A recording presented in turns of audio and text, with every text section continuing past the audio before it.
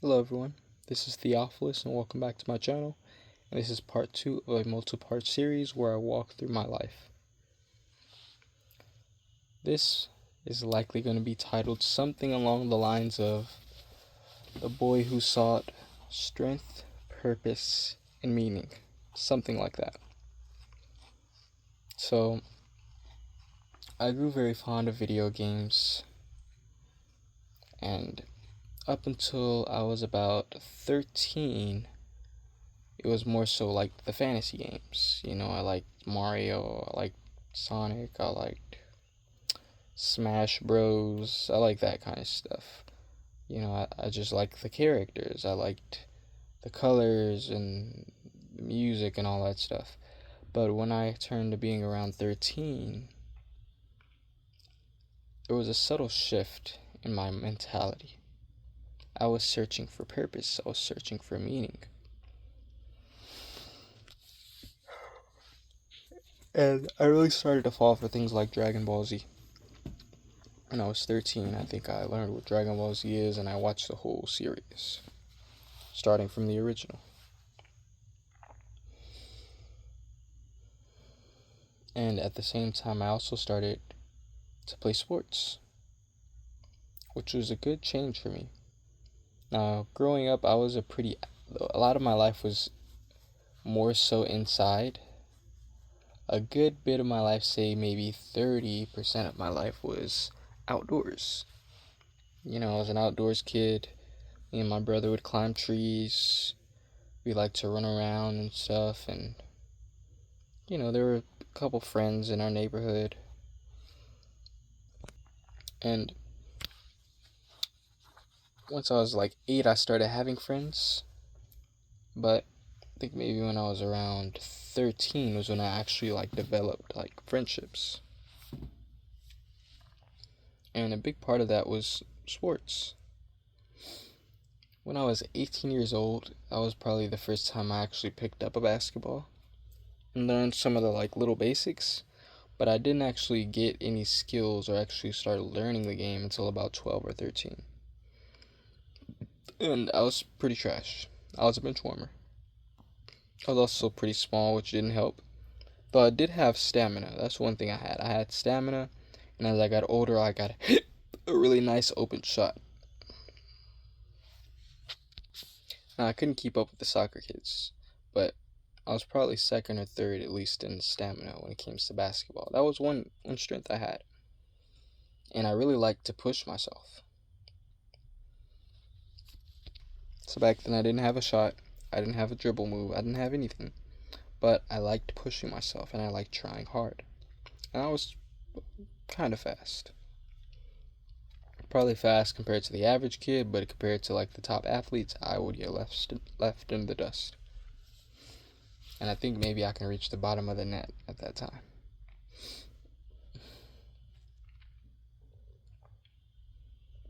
I like pushing myself. I learned a little bit about teamwork. I was not good at the plays at all. I didn't, my mind was too trapped in escapism to actually care about that. I'd be daydreaming while that was going on, and I never got minutes in the games.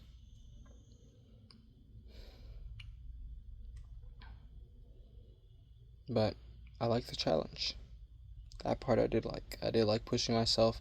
I liked a sense of teamwork when you feel like you're learning and you're getting better and you're amongst your peers, and your coach is kind of cheering you on.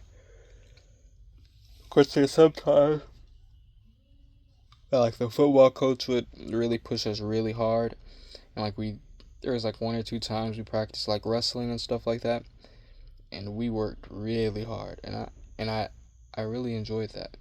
I enjoyed the pushing of myself. And I think when I was 13, I went to a strength and conditioning camp for 6 weeks, and that was my first time lifting weights, and I got some really nice newbie gains. I think I doubled my strength really quickly. I didn't keep going, but I had a decent start and a decent you could say, entrance into like strength and conditioning.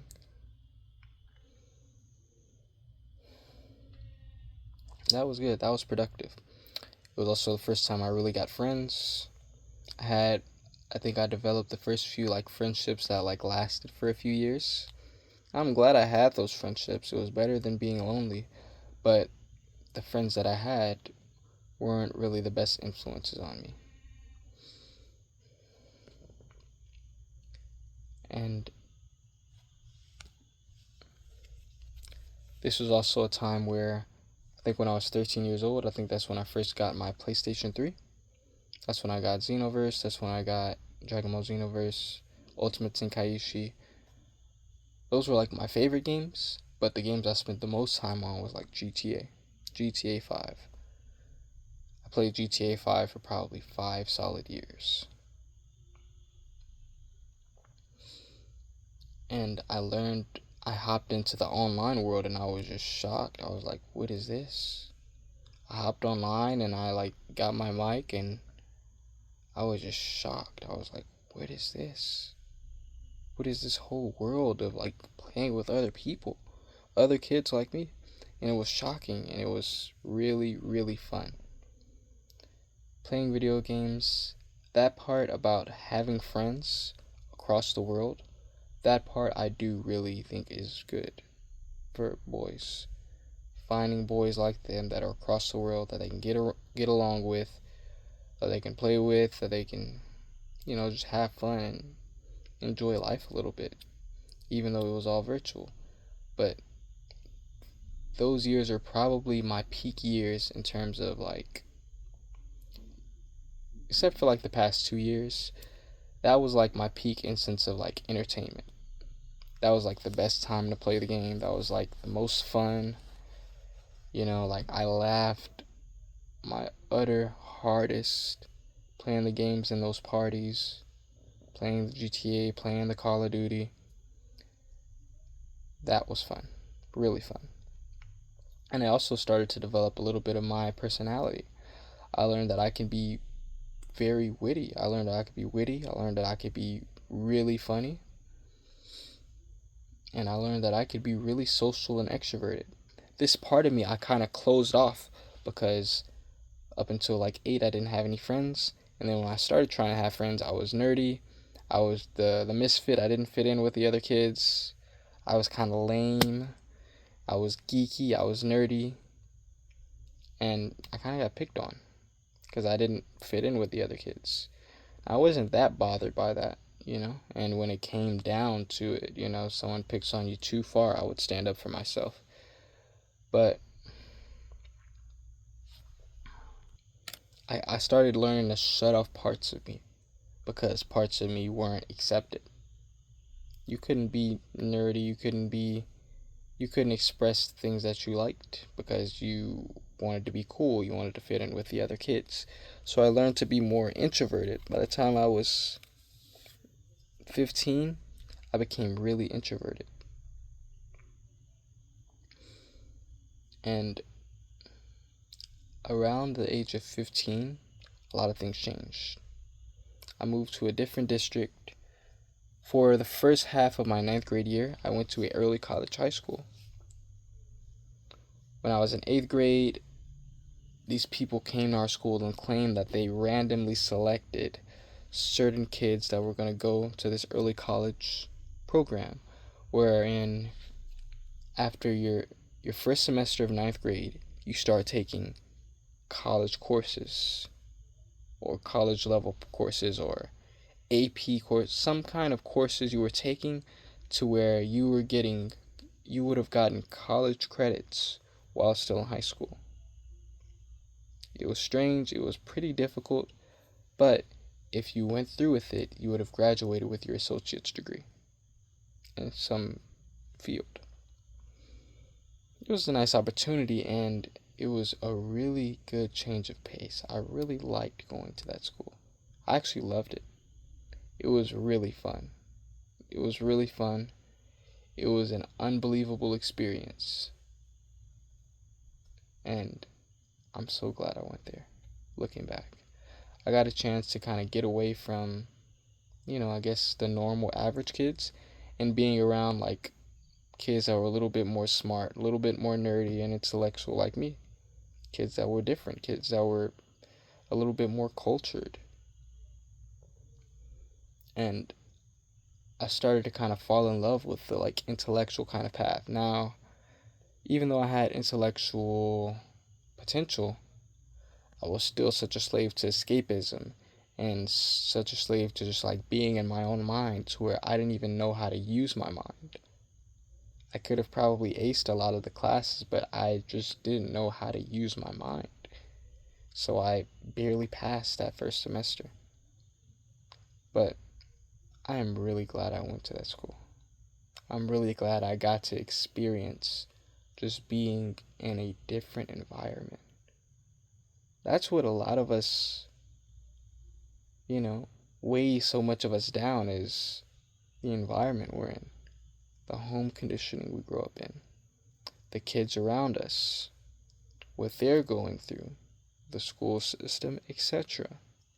When I got in a better environment, I was still kind of sad and depressed and introverted, but I started to come out of my shell a little bit more. I started to like being me and enjoy just being sincerely who I am as a person. And that was nice. But things happened. We moved. I didn't want to go to an early college program because I didn't want to put in the work to try to get the good grades. When it came to school, up until elementary school, I kind of like aced it. I flew through it. It was really, really easy. Intermediate was kind of the same, but I got to a point where I just stopped caring about school. Like, I had potential to do good at school, but I just didn't care enough to try my hardest. I cared enough to do enough to pass the grades, but I didn't try my hardest. That's when I started getting comfortable getting C's and D's. And I carried over into my 9th grade year. And then when I moved to a different district, I said I didn't want to go to another early college type of program because really I didn't want to put in the work. But I lied and said I wanted to do sports. But at that time, I had gotten away from the sports and I had gotten into more of the like intellectual kind of hippie kind of people, nerdy intellectual people, and I didn't really care to push myself in sports. I also wasn't that good at sports. I did end up playing basketball on my driveway. My driveway, we had a built-in goal. That was really nice. So we played a lot of basketball, and that's where I really developed my decent open mid-range and three-point shot. I played basketball up until 18, then I stopped. Just on the street, on my little area, and at a park here and there. I wasn't that competitive or anything like that.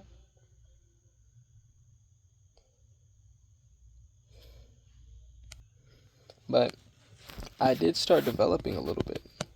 I started to develop myself. I started to become a little bit more intellectual, a little bit more social, a little bit more comfortable and confident with who I am as a person. I learned about being extroverted.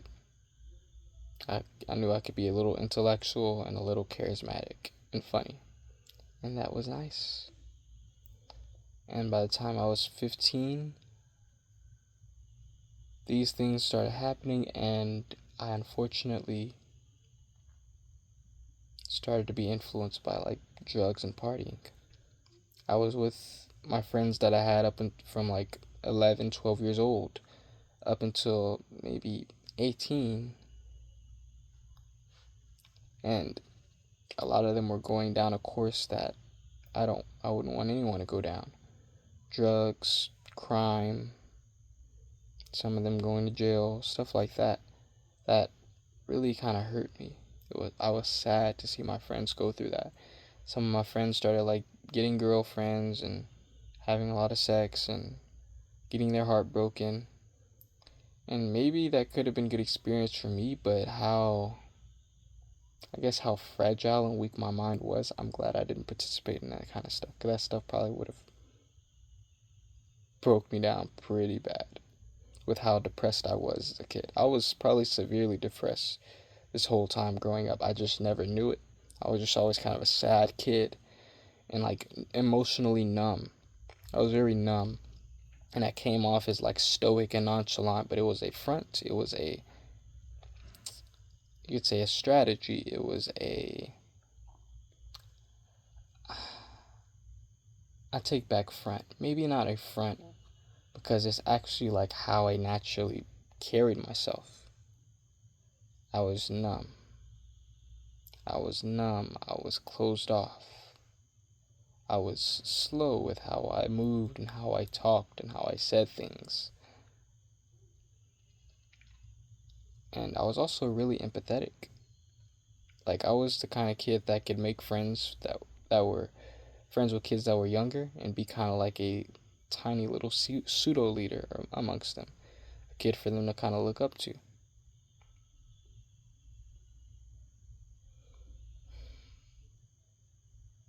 So I did start to develop a little bit of like leadership in my mind. I started to be more comfortable with who I was as a person. And I did start experimenting with weed, and I only really enjoyed the experience maybe 20, maybe 30% of the time as a teenager. I didn't smoke by myself. I only smoked when I was with my friends back then. And we would go to parties and hotel parties and house parties with all these people that I did not know. And often I was just uncomfortable and I was just closed off and just felt strange and out of place, because that wasn't the kind of environment that I liked to be in the first place. And most of the time I didn't even like being high. But being sad and being lonely as a kid and looking for direction and having no friends around you that are your age, having those old friends kind of pull you into like a social environment felt better. Even though it was miserable, it felt better. Because I felt like maybe I was a little noticed, I was acknowledged. I felt like a person. I didn't just feel numb and dull. And that was my only really real escape outside of basketball and outside of video games. It was my first time really experiencing attraction. I started to grow into a young man. I had a little goatee. I experimented with different hairstyles. And it was the first time I knew that girls would be attracted to me. And that really boosted my confidence, seeing that girls were attracted to me. Or I go to this like little party with these other girls that were my age or a little older, and they would be really attracted to me. And I really started to build my confidence. And I kind of developed this like pseudo personality that I'm an attractive man. And that was good for me.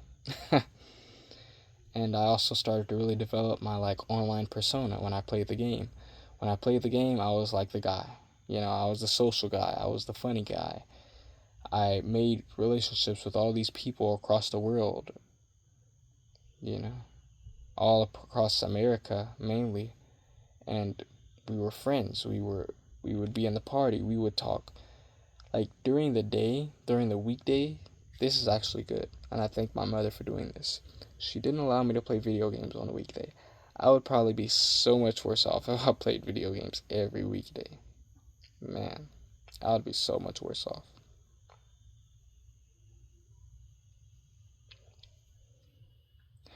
But I would go to school and I would come home. And when I came home, I'd just watch YouTube. One thing I didn't really mention is that from the age of 13, I got addicted to YouTube. I would just binge all kinds of content, mainly like video game, anime kind of content, mainly. But I also kind of like music. We were in the SoundCloud hip hop era, like the SoundCloud mumble rap, music. And looking back, I don't really know what I was listening to. I didn't know what I was listening to at all. But I kind of got a little bit of my personality, and I knew what I liked, etc. A little bit.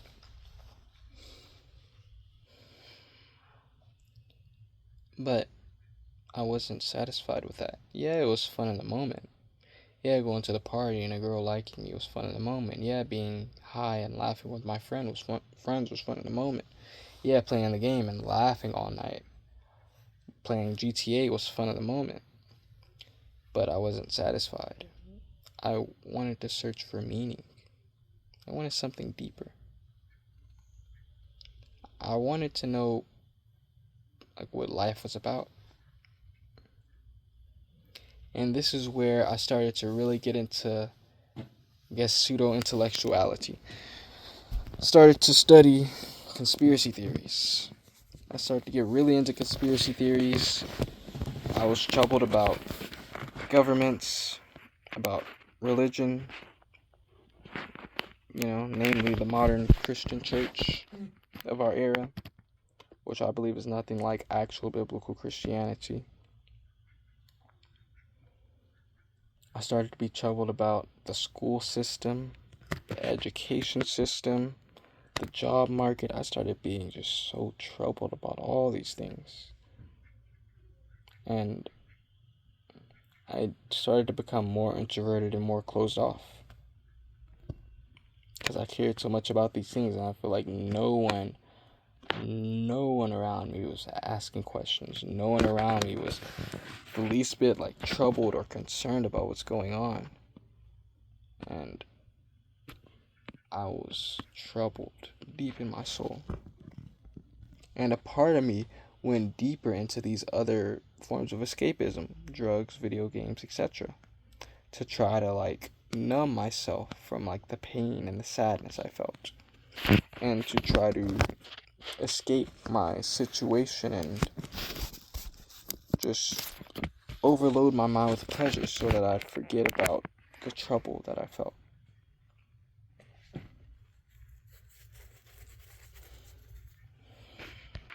And this went pretty deep. I went to different things. I really got into the black spirituality for a year or so. The black pseudo, third eye chakra, black man is God kind of beliefs. But I couldn't get into it because I just felt like reverse racism. I felt like, okay, well, there is a lot of white people that were racist back in the day. And they believed that they were superior to black people. They believed that they were smarter and wiser and all this, and that black people were inferior. Okay, now black people believe that they are gods. And that white man is the devil, and black people are so much better. And that it goes into female, the female idolatry. The black woman is God. The first human being was a black female. And that the black woman is God.